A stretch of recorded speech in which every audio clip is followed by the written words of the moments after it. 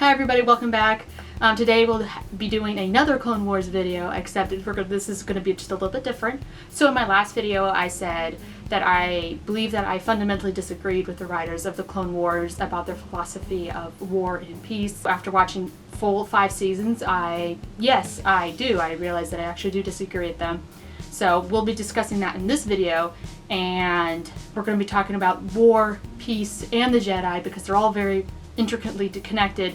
So let's get started. Based off what the showrunners have written and the general feel of the entire series is that the showrunners are pacifists. So what is the definition of pacifists? It is a person who believes that war and violence are unjustifiable. That's in the dictionary, you can Google it. To me that means that the war is unjustifiable and any form of violence is unjustifiable, including self-defense.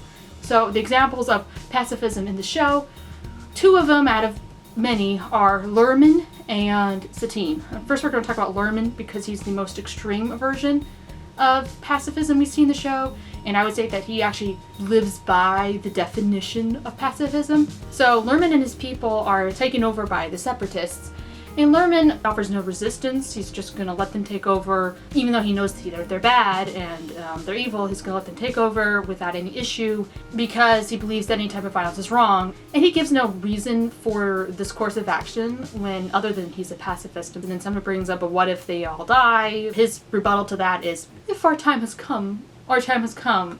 And I'm just like, seriously? Like, what? By his actions, the lives of his people don't matter to him. They're not worth fighting for. And if they die, whatever. What kind of point of view is that? That if you're not going to fight for anything, like nothing to you is worth fighting for. But hey, at least he's willing to live by it and to its bitter end, even though he is the leader. That's a sign of poor leadership, is that when you're not willing to protect the people that are under you. And he's their government. He's like their version of a monarchy or something, and he's not going to protect them. And that is like the #1 rule of a government, is to protect its people.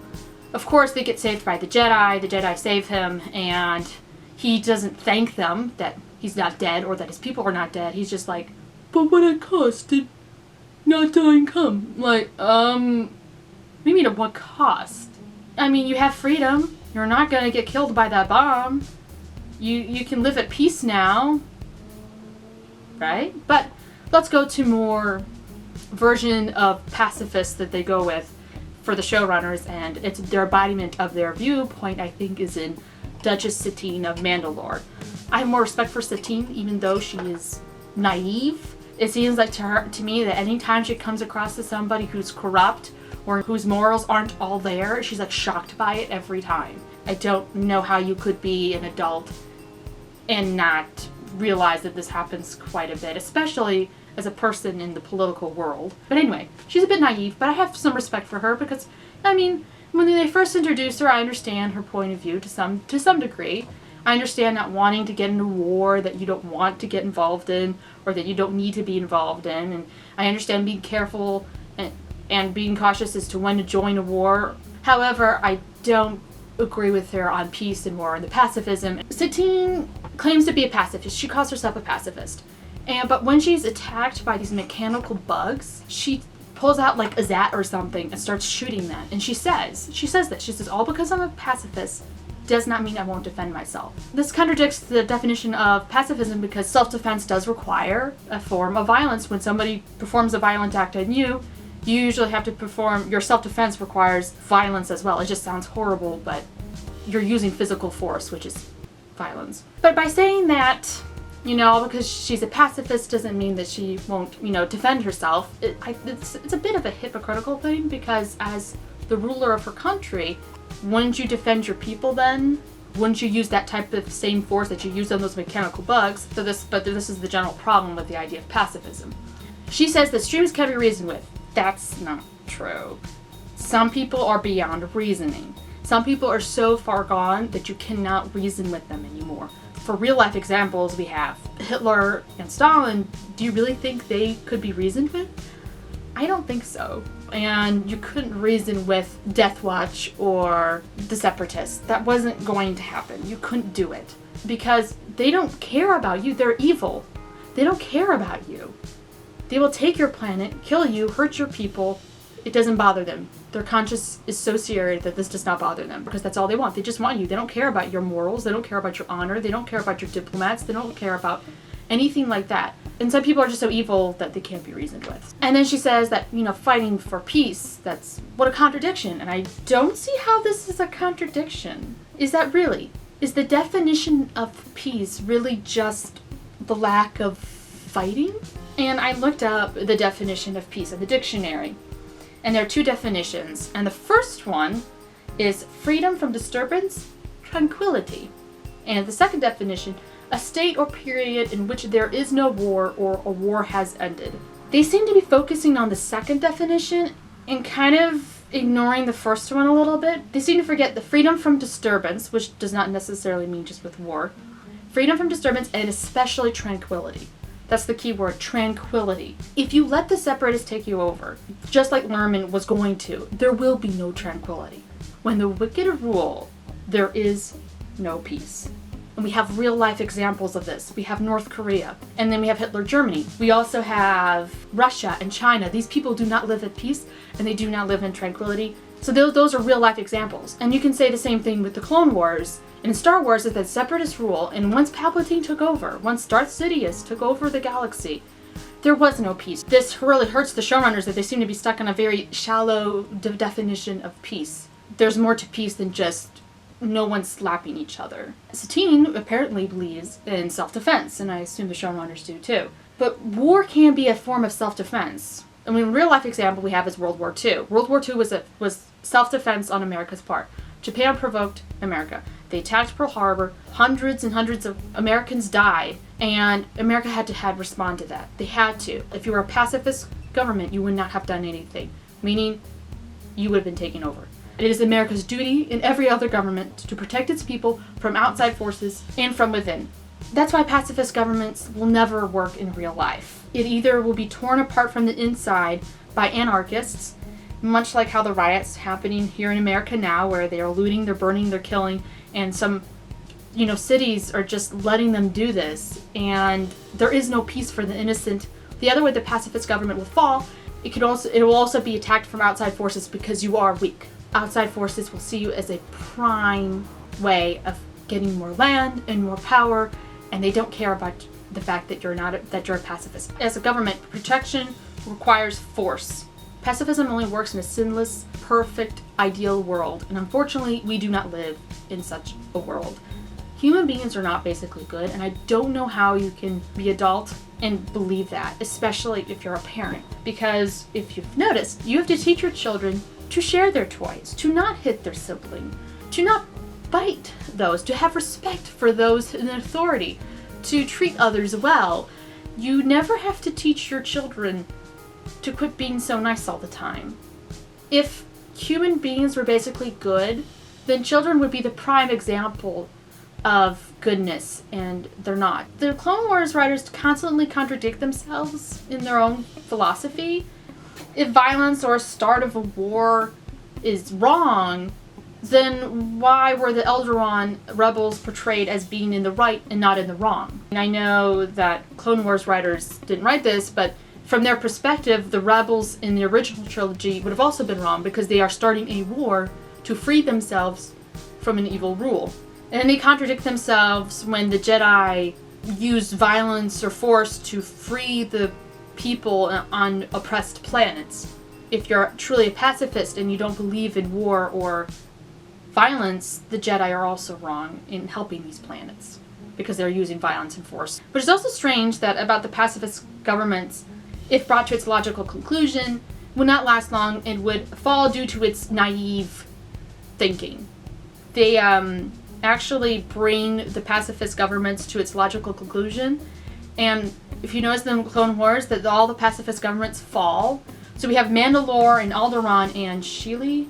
They fall, and all three planets ask for help, and the Jedi are portrayed as being good for helping these three planets. Since the writers are inconsistent with their philosophy of peace and war and pacifism, we are brought to the Jedi, and actually this really affects how they write the Jedi in general. So throughout the series, especially within the first 5 seasons, we are constantly told that the Jedi are in the wrong.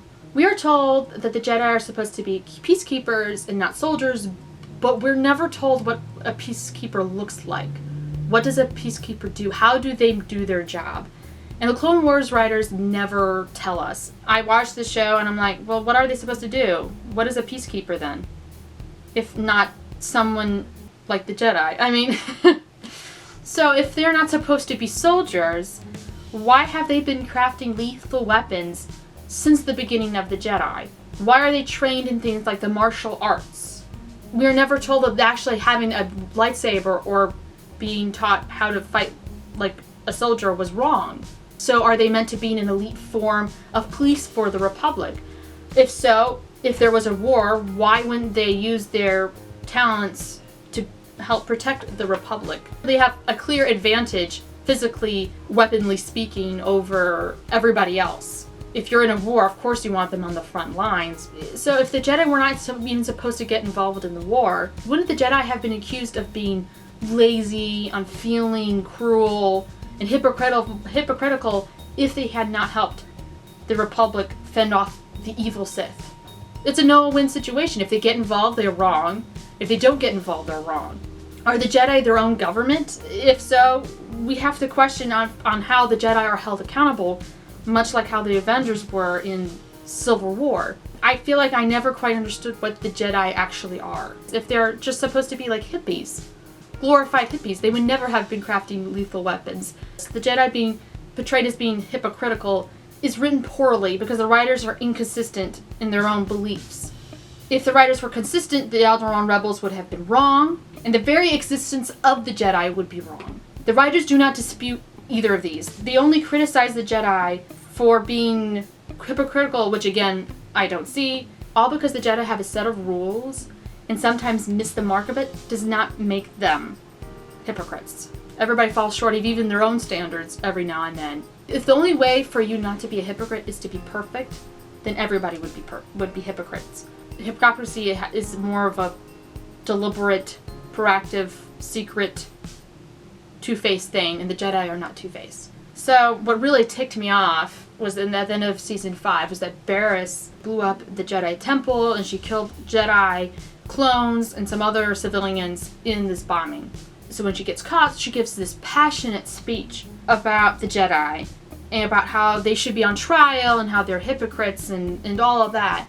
Wait. Am I supposed to be sympathetic to what she has to say? Was I supposed to take her seriously? Like, all because you think someone's hypocritical does not mean give you the right to go kill them and go kill a whole bunch of people. Like, you don't have the moral high ground anymore. You can't make a moral argument to me when you just did this and you are not sorry. The Jedi have the moral high ground on this one, honey. You can't even talk about this. And Obi-Wan literally has the high ground in this thing, and he has the moral high ground, so, don't never mess with Obi-Wan and his high ground. So, like, are the Jedi perfect? No. Should they be portrayed as perfect in this show? No. The Sith are the definition of evil. The Jedi are supposed to be good people who sometimes mess up. I don't know why the Jedi have to be defined by the times that they mess up, and the Sith are not really defined by all the times that they are evil. All because you have a couple of bad apples or even a couple of jerks in your order does not define the order. What defines the order is their laws and their rules, and that's what defines them. And they try to maintain it, but of course they're not perfect people, so they will fail.